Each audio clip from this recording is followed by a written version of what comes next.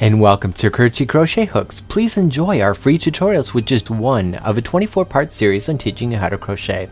Subscribe to start receiving our 24 courses that are delivered to your email inbox every few days. By the time you're done, you'll know the ins and outs of crochet. And don't forget to follow us on Facebook and Twitter. So now let's get crocheting with Curtsy.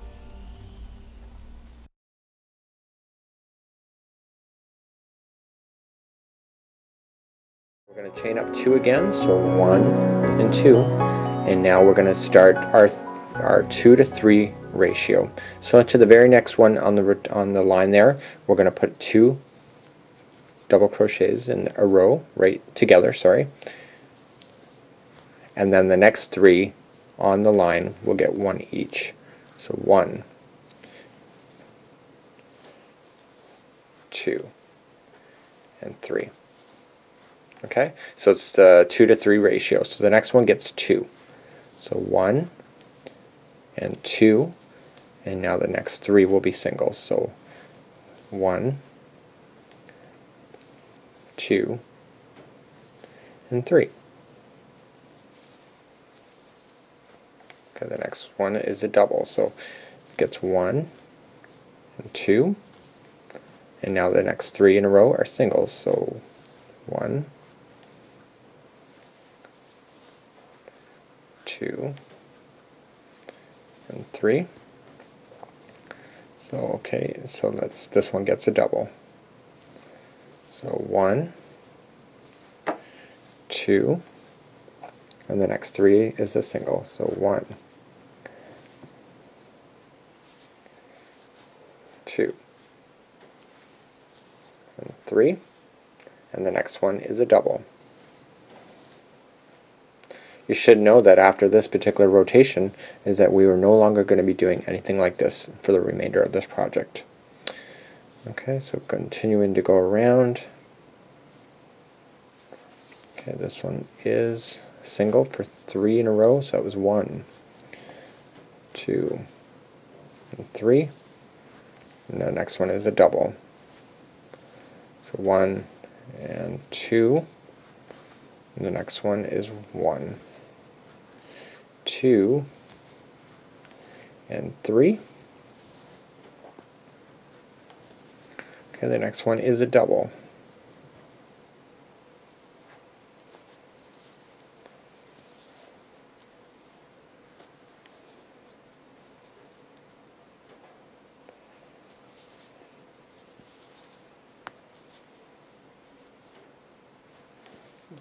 Okay, and the next 3 in a row are singles. So 1, 2, and 3. Okay, and this one is a double again. 1 and 2. And the next one is, next 3 are singles. So 1, 2, and 3.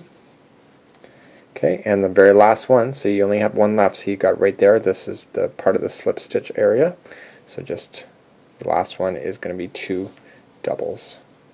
Okay, sorry, 1 double, so 2 in the same one, and then let's slip stitch it by just going into the stitching area at the top, pulling through and through, and now let's turn your material, and now we're ready for the next rotation.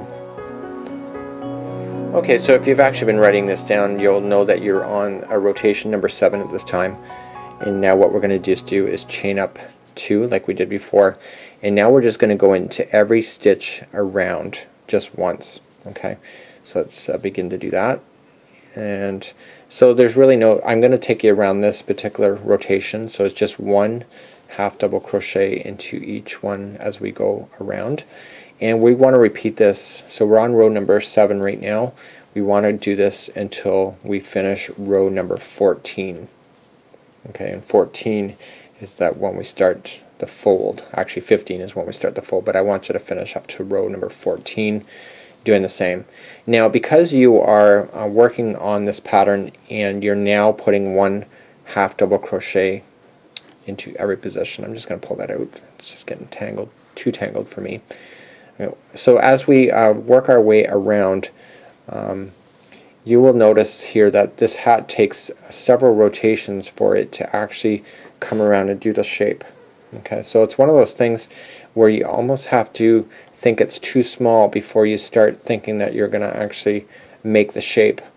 It's one of the hardest things about hats. You think, oh, okay, well, I've got the right size, and then you start doing the downward, which is kind of like what we're doing right now, by just putting one into each. It takes several rotations for the actual final size to settle, and I've been known for that in the past where I've gone too many rotations, because by the time that you go all the way around several times, you realize your hat is much too big for you. Okay, so we're just going to finish up. I just want to show you how to, again, just at the end, as you complete up to row number 14 on your own. There's no point filming all of these rotations because it's all the same.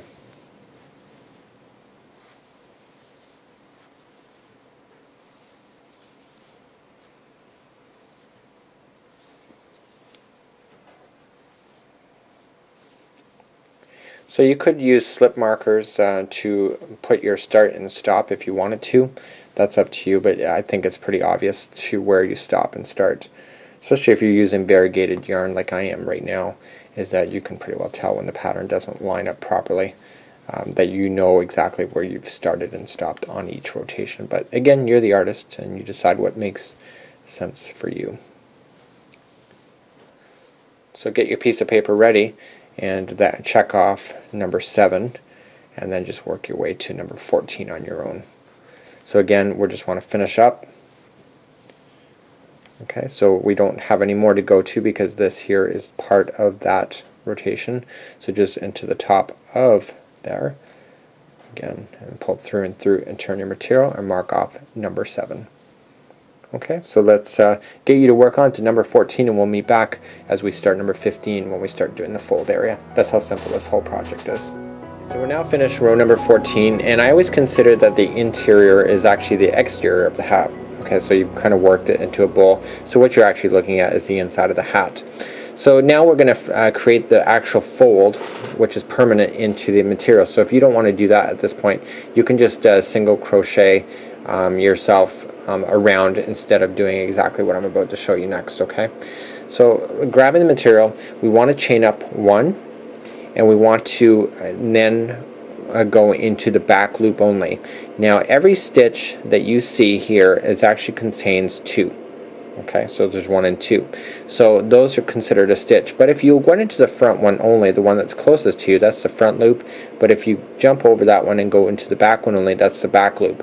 And so what I want you to do is single crochet into the back loop the entire way around. So going into the next one, just the back loop. Okay, single crochet. So back. So once you start doing a few, you'll notice that the back loops start becoming very obvious to you where they should be. And what this is doing is creating a line in the material, which is helping to make the fold, because you're only going into 1 stitch instead of 2. So instead of just watching me go all the way around, I'm just go do that, and we'll meet back up and where we will continue again. So we're picking up on the very back side now of the single crochet, and again we just want to slip stitch it. So you can actually slip it just in the top of the one that we started with the chaining of 1, right? So there you go. So now you can actually see that it's got a little bit of a change to the pattern to see it, and you'll see that it's kind of folding on in. Okay, so that's what you want. So what I want you to do now is that we want to repeat this, not repeat this same thing, but we want to chain up 1. Okay, and now we just want to work into the next one again. So let's turn the material, and now we just want to go into the first stitch as normal. Okay, so nothing to do with the front or back loops. And what I want you to do now is rotate around this thing. So every time you get to the end, just do your slip stitch, turn your material, and we want to repeat that 3 more times. Okay, so do this one plus do it 2 more times. And then if you think the brim is long enough, which I think it would be, because I just want to sell it just a simple brim to it, but if you want a longer one, you just got to keep going around. And then what we're going to do now is that I'm going to do that off camera, where I'll have the brim already completed, and again I'll show you how to cast off. So if you want your brim to be bigger at that point, then you just keep going around as many times as you feel like it. Okay, so let's meet up at the end where we'll cast off, and call this project done. It is now time to cast off, and I've just slip stitched on the final of the brim. I'm just going to cast it off over my hand. And now, because I know that a child is going to be wearing this and they might be grabbing at it, I'm just going to pull the material out, just like so. Just pull your needle out, and I would just slip it into the next, put your hook into the very next stitch on the line and pull it through, but still holding the material. You just want to put it through again, because so it's kind of causing a knot onto itself. And then what you need to do is then start hiding the straggler into the actual brim of the hat. Okay, so just around and around, just like so. So go about an inch, maybe 2 if you feel that strongly about it. And then what you want to do now is that you want to turn, before you go any further, you do want to turn your hat the proper way. So let's turn it out, just like so. Okay, and now you can fold it up, just like so. Okay, so now that you know where the fold is, what you can just do with the straggler is that, so you know that this is on the inside of the brim, is that you can just come down somewhere in here. Okay, so just grabbing underneath the stitch somewhere. Okay, just on this side of the material, you're just pulling it through and just pulling it through there.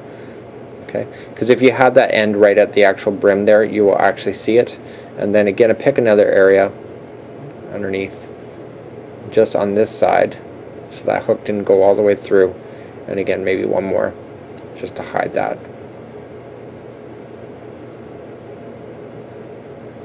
Okay, so pull it through again.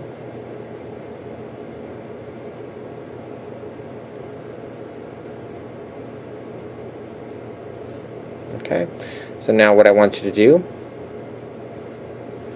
and you can see that really separated out. So now pull it, pretend that you're a child and pull on it, stretch it, just like so, and therefore you'll know exactly where you can cut this thing, because now that you've stretched it, that would have pulled out. So just pull it, trim it nice and close, just like so. So now it's well hidden in there. I'm going to fold it back up, turn it around, and voila, you've now finished. So there you have it, lesson number 20, how to create a baby's hat. You can see from the tutorial that we just did that you can use that for other size hats in your life, including maybe even dog hats. It doesn't matter, the creativity is up to you. Now let's schedule you for lesson number 21, and we're going to do a simple centerpiece for your table. And again, we're going to rotate in circles. We're also going to combine other stitches to create ruffles. And again, this is one of those tutorials that really can be expanded in many different directions once you understand how the materials are working. So now let's schedule you for lesson number 21 as we create a simple centerpiece.